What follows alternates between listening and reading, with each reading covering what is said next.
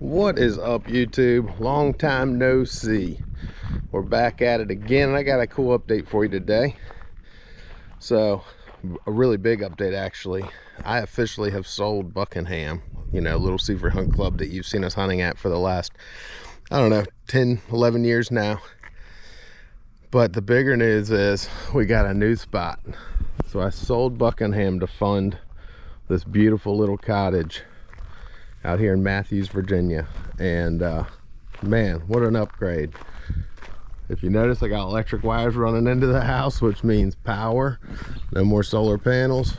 It's got a toilet, it's got a well, it's got all the things for modern convenience. It's gonna make life a lot easier. It also came with a beautiful tractor, an older Ford diesel tractor. So still got a tractor up here. I let the other one go with the other property. Didn't feel like moving that 1979 Yanmar. Figured somebody could get some good use out of it. But yeah, so let's give you a quick tour, and then I'm gonna get started on some work around here. All right, so came with a nice little garage here, more of a shed, but we got the four-wheeler in here. It's got an electric deer gimbal for picking up your deer and dropping them, and a nice big double back door to be able to get the four-wheeler in and out. So cool little shed there. Plan on building a much larger shed right over here that I can start storing duck decoys and all kinds of stuff, because this property's actually got some duck water on it. So this is the outside. Cool little astroturf area, some sitting room, outdoor kitchen area right over there. Burn barrel, of course, got to have one of those. Got to have a grill. Let me take you inside and show you around this joint now. All right, let's open her up. Hit some breakers here. So you got some lights. Oh, dartboard just came on. All right, so this is inside of my humble abode. Turn some lights on. Got a refrigerator, sink, microwave, coffee pot, all the good stuff. And this is the bunk room. So everything's trimmed out in cedar that the guy cut off this property. The guy did a really good job restoring this place. It's got a top bunk, bottom bunk. I did not put this bed back. That's some rippy spot. This is cool. This is Easton and Jackson's little honey hole. You climb up here and you got a full loft up there. So we'll get that all cleaned up. But cabinets everywhere. Got some of my duck mounts up already. Got TV. That's a huge upgrade. Did not have that before. So yeah, there's your quick tour of the Mathews cabin. All right, so the plans for today's activities. We came out last weekend, fired up the new tractor, made sure it ran and everything, so that was cool. And we got the trails cut. There's 83 acres here. It's a 68-acre piece and like a 15-acre piece.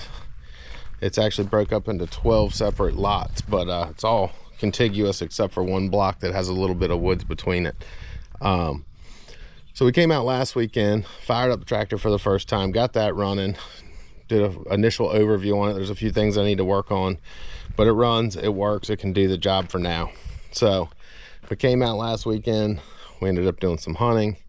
It was Easton's first turkey hunt ever, and let's just say he bagged one. I don't know if you can see that picture, but happy little 7-year-old, man. First turkey ever. 16.7 pounds, inch spurs, 10-inch beard. So nice bird by anybody's standard, especially for a 7-year-old's first bird. That's a good turkey, Easton. That is a good turkey, Easton. Hit that.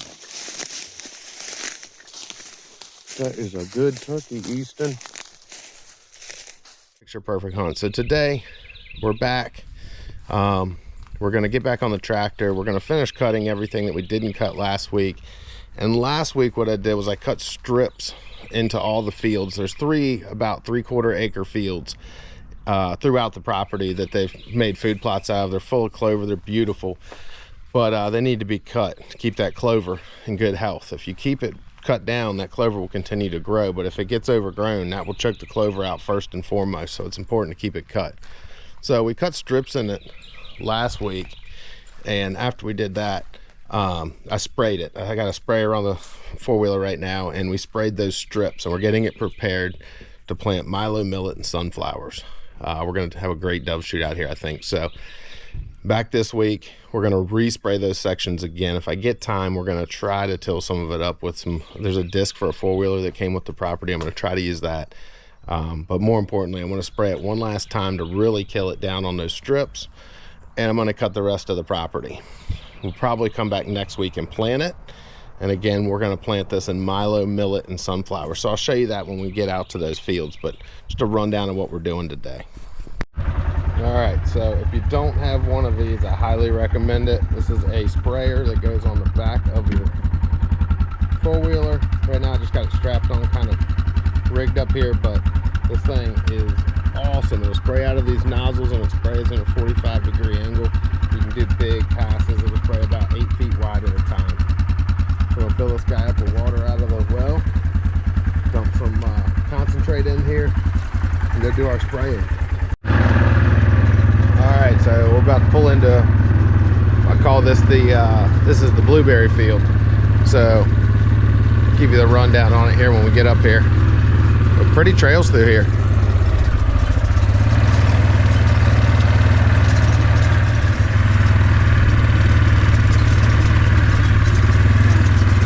So this is one of the fields, and you can see it's starting to die out in these strips I cut, which is great.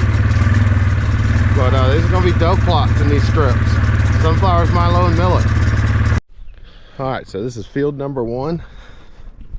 Got 3 blueberry bushes, 3 mulberry trees, 2 swamp oaks planted back there, and 3 persimmon trees over here. So this will, in a few years, this is really going to be on fire when it comes to food plot action. But in the meantime, this whole field is planted in some beautiful clover, as you can see. So that in itself is a big win.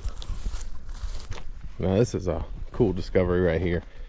If you guys don't know what this is, it's a little trail right through here. This is a beaver slide.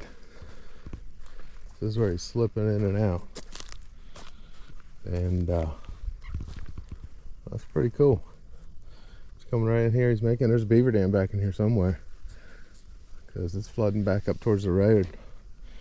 But hopefully nobody comes and messes with them. There's some duckweed growing in there already.